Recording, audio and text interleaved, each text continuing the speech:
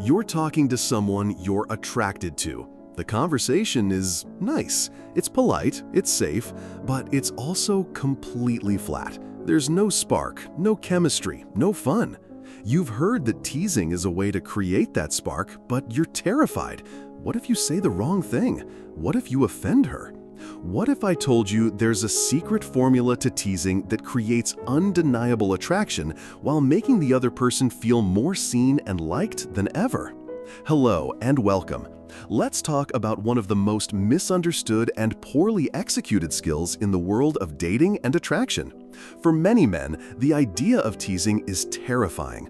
We associate it with the bullying we saw in the schoolyard or with negging and manipulative pickup artist tactics. So we play it safe. We stick to compliments, questions, and polite, logical conversation.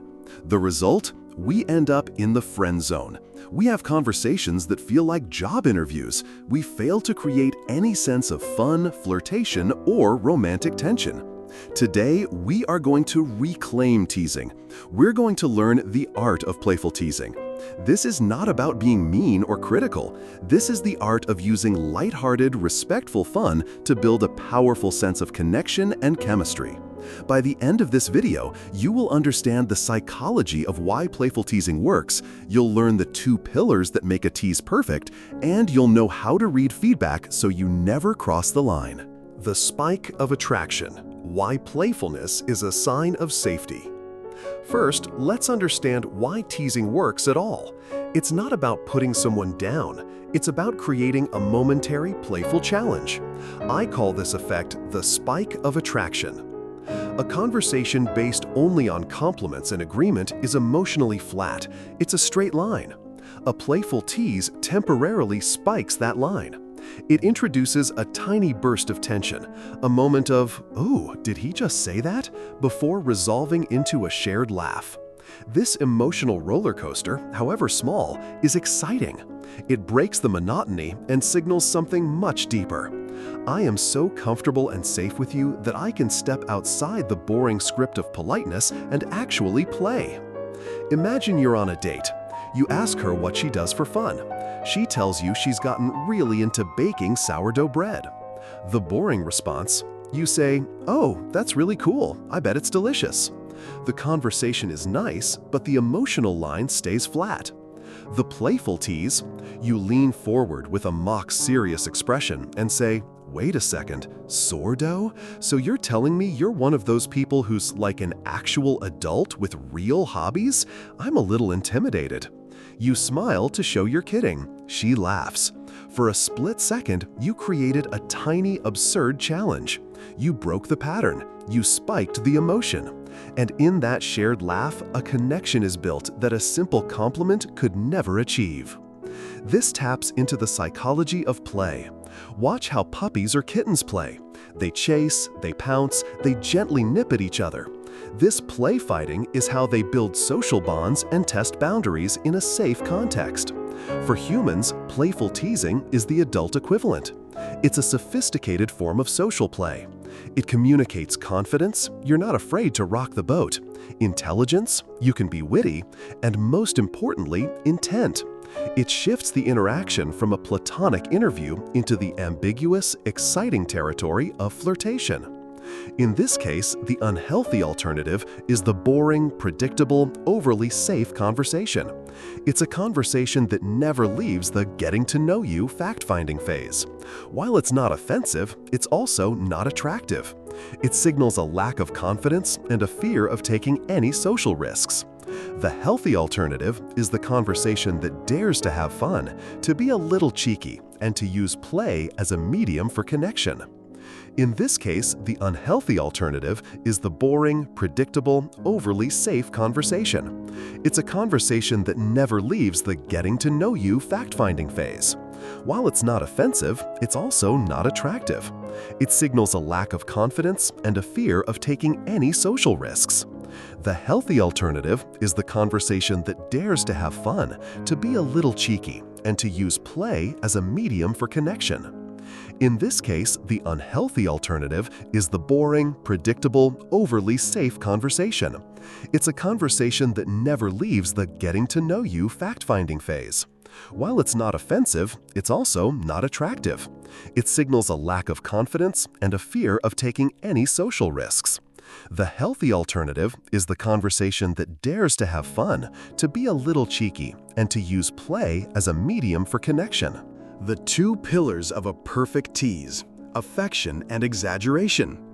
So, how do you actually construct a good tease? One that creates that fun spike without causing resentment. It rests on two crucial pillars. Pillar number 1, affection, and pillar number 2, exaggeration. Affection means the tease must come from a place of genuine warmth.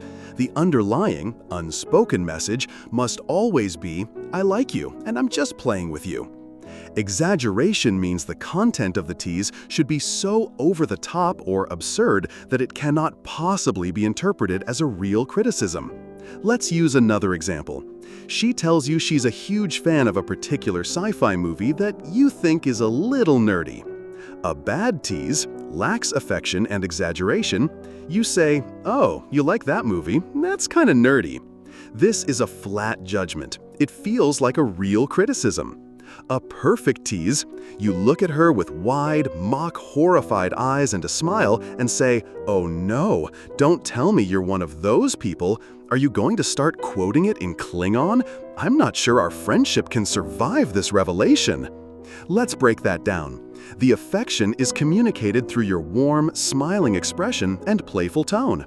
The exaggeration is in the absurd idea that your friendship is in jeopardy or that she speaks Klingon. It's so ridiculous that it's clearly a joke. You're not making fun of her, you're making fun of the idea of her liking the movie. Together. Psychological analysis. Affection is the safety net. It's the warmth that lets her know your jab is not a real attack. Exaggeration is the humor vehicle. It's what makes the tease a joke instead of an insult. When you combine them, you create a beautiful play frame. You are stepping out of the normal conversation and inviting her into a temporary make-believe world where the stakes are low and you can have fun with the topic. She knows you don't actually think less of her. In fact, you're paying very close attention to what she said and are engaging with it on a creative level. Unhealthy alternative. The unhealthy alternative is sarcasm that has a bite. It's a tease that is too close to a real insecurity. For example, if she's genuinely self-conscious about her laugh, teasing her about it is cruel. A healthy tease targets something trivial, temporary, or completely absurd. You're teasing her about her love for pineapple on pizza, not her deepest childhood trauma. It's about keeping the stakes incredibly low and the mood incredibly light. The critical lens, nuance, and counterarguments. Can you tease without wild exaggeration? Yes, but it's an advanced move. It requires that you've already built up a huge amount of trust and rapport. For beginners, exaggeration is your best friend. It's the clearest way to signal, "I am joking," without ambiguity. Also, remember that affection is key. If you don't genuinely like or appreciate the person, your teasing will almost always come across as mean, because on some level, it is. You can't fake the warmth. Mastering these two pillars allows you to build chemistry on demand. It turns boring conversations into fun, flirtatious banter. In a long-term relationship, it becomes a private language of inside jokes and playful jabs that keeps the spark alive year after year. It's the difference between a partnership that feels like a business arrangement and one that feels like you're on the same team of troublemakers. What's the best playful tease someone has ever given you? The one that made you laugh and feel more connected to them. Share it in the comments below. The Calibration Engine. How to read feedback and adjust. This is the final and most critical piece of the puzzle. Teasing is not a monologue, it's a dance, and a good dancer pays close attention to their partner. You must have a well-tuned calibration engine. Your calibration engine is your ability to read the other person's reaction to your tease in real time and adjust your approach accordingly. You need to watch for the signals that tell you whether your tease landed perfectly or made the other person uncomfortable.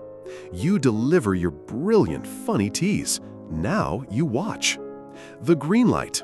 She laughs genuinely, her eyes light up, she leans in, and most importantly, she teases you back. This is the ultimate sign your tease was successful. She has accepted your invitation to play. In this case, you can continue the playful banter. The yellow light. She gives a tight, polite smile, but her body language doesn't change. Or she gives a small, slightly forced laugh and then quickly changes the subject. This means your tease didn't quite land. It didn't offend her, but it didn't delight her either. The red light. She doesn't laugh. She looks away. Her body language closes off. She might cross her arms or lean back. She goes quiet. This is a clear signal that you have crossed a line, even if you didn't mean to. What to do? If you get a yellow or red light, you must immediately and smoothly back off. Do not double down. Do not say, "I was just joking." The best move is to immediately pivot back to warmth and sincerity. You could say, "But honestly, that's awesome that you're so passionate about it. Tell me what you love most about it." This shows you are socially aware, you care about her feelings, and you can gracefully navigate a minor social misstep. This is all about emotional intelligence and social attunement. By paying close attention to feedback, you are communicating immense respect for the other person's feelings. It shows that your goal is not to win the banter, but to create a fun, comfortable connection. Your ability to gracefully retreat when a tease doesn't land is actually more impressive and attractive than a perfectly delivered tease. It proves you are a safe person to interact with because you prioritize their emotional well-being over your own ego. The unhealthy alternative is the socially clueless person who keeps hammering away with a joke that isn't landing. They are so focused on being funny that they are completely oblivious to the other person's discomfort. This makes them seem oafish and self-absorbed. The healthy, calibrated communicator is like a sailor constantly adjusting their sails to the wind.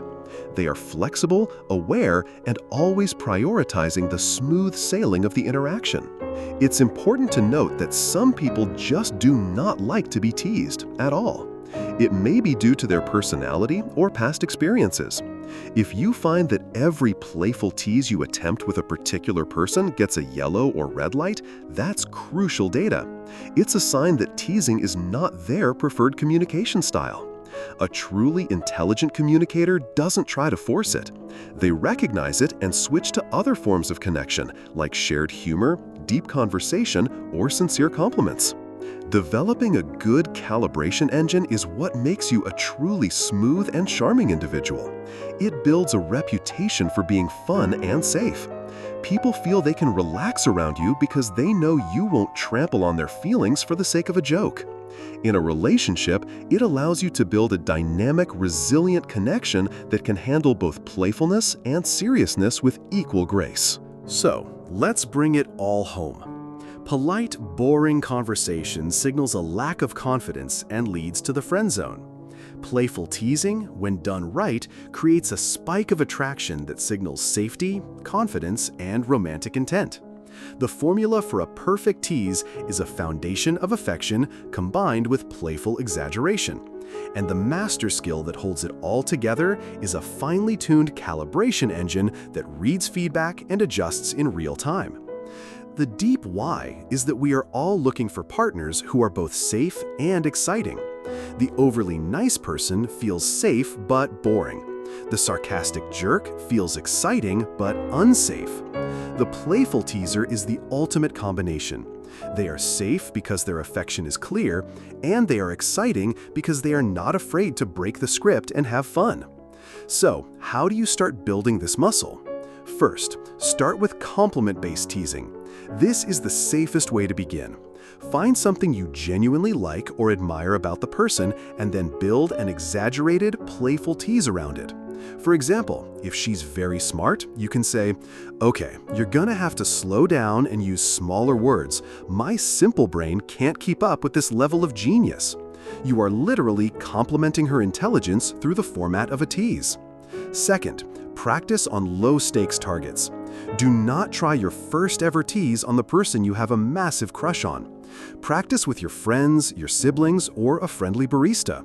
Practice teasing them about trivial things, their choice of coffee, a show they like, their terrible taste in sports teams. The goal is to get comfortable with the rhythm of delivering a playful line and seeing the reaction in a low-pressure environment. Third, develop your recovery line. Plan what you will say if a tease doesn't land.